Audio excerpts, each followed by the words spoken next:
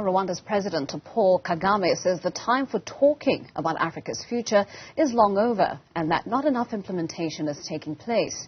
He was speaking during the ruling party Patriotic Front's international conference taking place over the next 2 days to commemorate 35 years of its existence.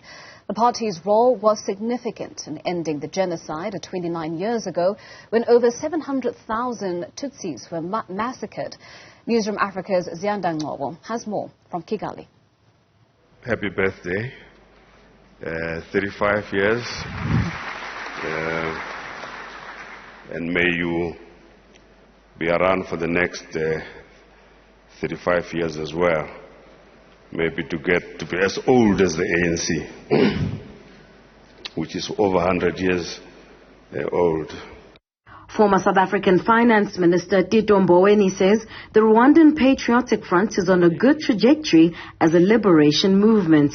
He has, however, cautioned that as it continues to transition as a governing party, it must, amongst other things, remain vigilant of corruption. As a senior member of the oldest liberation movement on the continent, the ANC, Ngcobo has given advice to the RPF on what to avoid as it manages one of the fastest growing economies in Africa. When somebody comes to you and says, I would like to meet the Minister of Mines, do you have his contacts? You say, he has an office. Why don't you phone the office? No, I want to meet the minister. You know, there's something funny going on. Why don't you go to the office? Why do you want to meet the minister at the hotel and not at the office?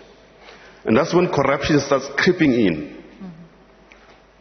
And I must say, sadly, there have been a number of people in the African National Congress who have been caught in corrupt practices, similar to what you described earlier. That the RPF had to go through. So you need some kind of a cleansing process. Ngcobo was part of a panel discussing good politics and how to transition from liberation to nation building. The former South African Reserve Bank governor has drawn parallels between South Africa's 29 years of democracy and Rwanda's commemoration of 29 years since the genocide. Developing from being a broad front into a defined political party. That's going to come in the next couple of years. I see it in the ANC, which has always been a broad church, but increasingly is becoming definable as a political party.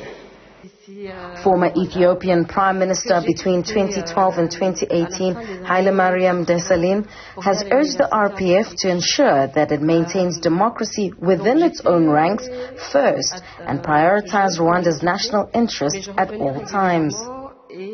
Comrade Tito mentioned a number of liberation movements, including ANC, now suffering from state capture.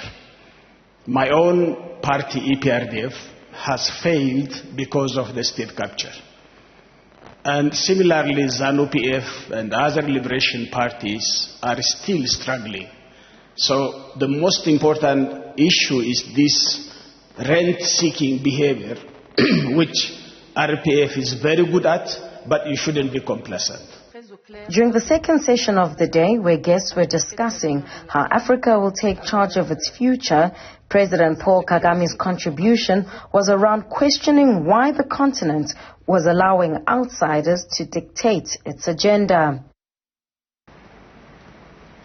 Whether it is answering the what or the how cannot remain in perpetuity as a question.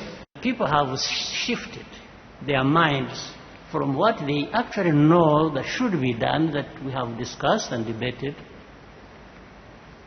to what they are being told they must do because they need that money that comes with it to implement it. So there is something lacking on our side in terms of ownership of ideas or even learning to do what we have already learned that works elsewhere.